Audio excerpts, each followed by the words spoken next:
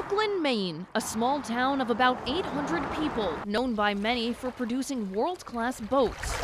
But to others, it's also known as the origin of one of Maine's greatest unsolved mysteries, the Viking penny. There was quite a bit of public interest.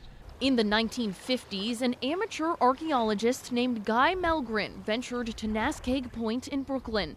There, in an area later named the Goddard site, Melgren found numerous artifacts, among them a small coin. He was not interested in coins, so he just put a C on his little map and forgot about it for a while.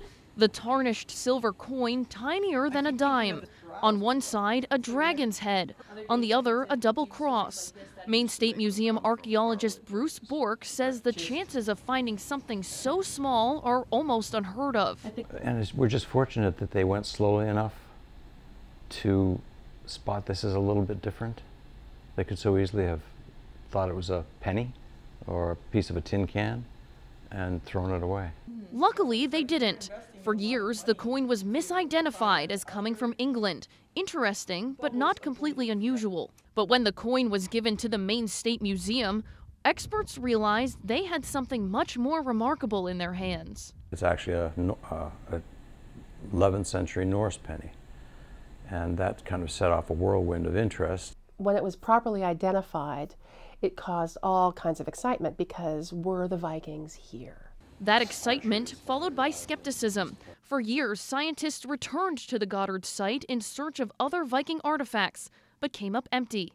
Unfortunately, at the archaeological site, we have found 2 other Inuit objects and nothing else that's been Viking. But analysis shows the coin was indeed created in 11th century Norway.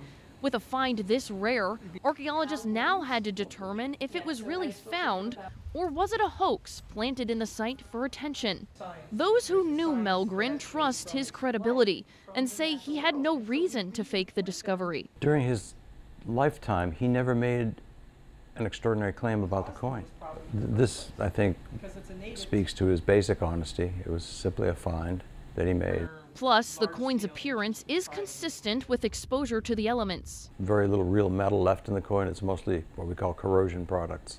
So it's lain in the corrosive atmosphere of the Maine coast for a very long time. After careful consideration, scientists agree the coin is a legitimate find. Now the question becomes, how did this Viking artifact find its way from Norway across the ocean to Brooklin, Maine? The idea that the Vikings could have been in Maine is a really attractive thought. And I think that's one of the things that makes this so exciting, is that what if they were here? Reporting for ABC 7 and Fox 22, I'm Kayla Fish.